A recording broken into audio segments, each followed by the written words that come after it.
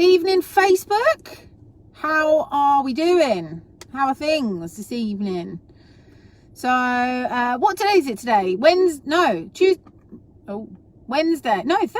Crikey, Tuesday. It's Tuesday. I'm excited this weekend. I'm very, very busy this week because we're prepping for the 3-day boot camp on Thursday, which is why I keep forgetting the day because I worked over the weekend as well. So never mind. Today, what I wanted to talk about on this very snowy Tuesday evening in Milton Keynes is just a little bit about negotiation and I guess the stages that you're going to go through during this fun, crazy world of property. Okay, now we talk a lot about kind of the activity that goes in to get to a point where you're making offers on houses. Now, everybody should know, everybody that follows me should know that my hard KPI is that I always want you guys to be putting out offers. That's the thing we need to focus on the most, because the offers out is you declaring, to putting your hat in the ring to say, I want this house, I want this building, I want to buy it, I want to rent it, I want to do whatever I want with it. Without an offer, you're not declaring yourself in, and so actually you can't then start to find a solution that works for everybody because nobody knows that you want it.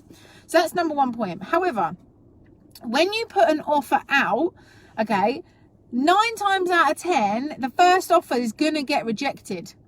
Okay, we always offer, you know, as many options as we can. So usually, I mean, most of our like rent to rent deals will be maybe one offer, but anything more kind of creative than that, lease options, JV developments, flips, refurbishments, all these assisted sales, all these different options that we've got available to us, we will often say, well, option 1 is this, option 2 is this, and option 3 is this.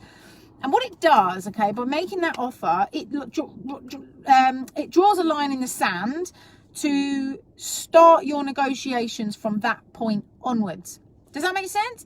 So when you get told no, that's when the negotiation really starts. Now, you will have gathered your intelligence at the beginning to really identify how you can help, what help they need, and so on. But being told no is where you can then start to say, okay, what else can we do to make this attractive to you? Where else can we take this? What other options are the most going to work for you the best? Now, this week, you know, we're only a couple of days into this week, and already we've had 3 offers rejected. Yeah, initial offers are rejected. That's fine. That's totally cool with me, because now we've had offer 1 was rejected on a flat that we put an offer in Hertfordshire, and the offer was too low. Great.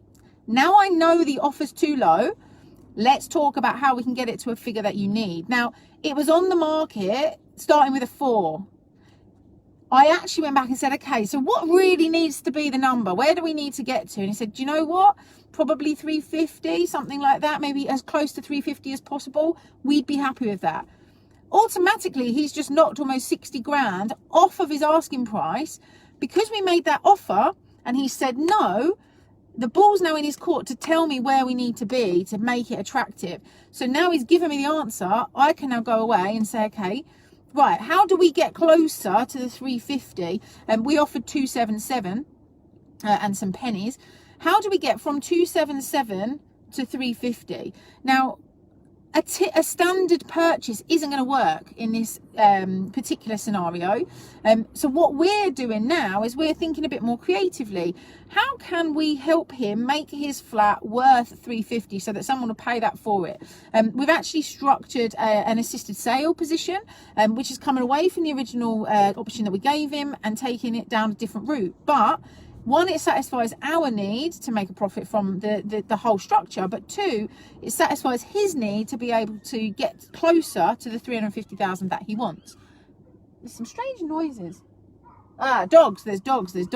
So it satisfies his need to get closer to his figure, and it satisfies our need to be able to build the value into the property so that we can get profit from it as well. So everybody's winning. But had we not put our initial offer out in the first place, we wouldn't have the line in the sand, he wouldn't have said no to us, and we wouldn't be able to then move it forward to the next stage. So that negotiation can't start until you're told no, yeah?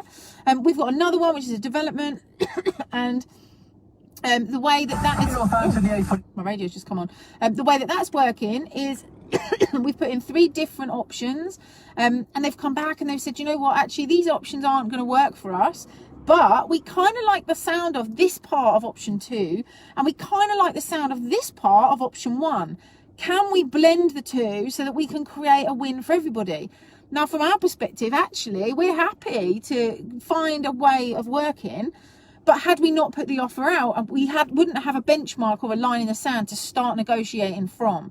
So being told no is fine. It's the starting point of your negotiation. And really, the first thing we need to ask in return is, I understand where you're coming from. I acknowledge what you're saying. Can you tell me if there's any aspect of the offers that we've put out that is attractive to you, so that you can start to identify which pieces in there they like the sound of. Quite often it's the number that they don't like, but actually the structure of the deal is attractive to them. You know, the speed at which we can complete is attractive to them. So then you can say, okay, so if I can complete in 6 weeks, but we can get the number a little bit higher, would that be an offer that you'd accept? They might say no. Okay, well, what if we did it like this? Would that be an offer that you'd accept?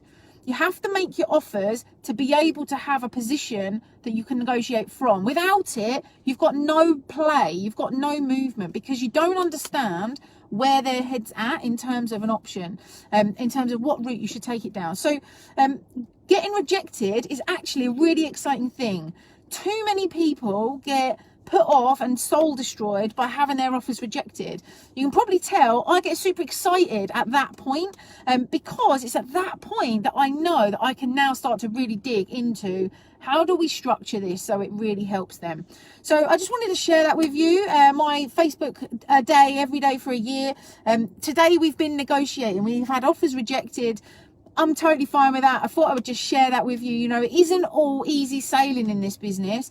Every offer you put out is not going to get accepted. And actually, I'd argue you want to go for getting told no to start with, so that you've got a position that you can work up from, and you're not giving away too much, but also you can start to solve the problem for your vendors, your customers, your agents, your buyers, whoever it is. So have an amazing evening. It's just starting to snow in Milton Keynes again. It's been snowing through the day. I've just been on a viewing. I've jumped out into the car to fit this in, and now I'm going to a meeting with our interior designer to talk about some project stuff with her. So that's amazing. She's buying me dinner as well, which is excellent. So I haven't got to cook tonight either. So have a lovely evening to all of you. Whatever you're up to, I hope it's fun.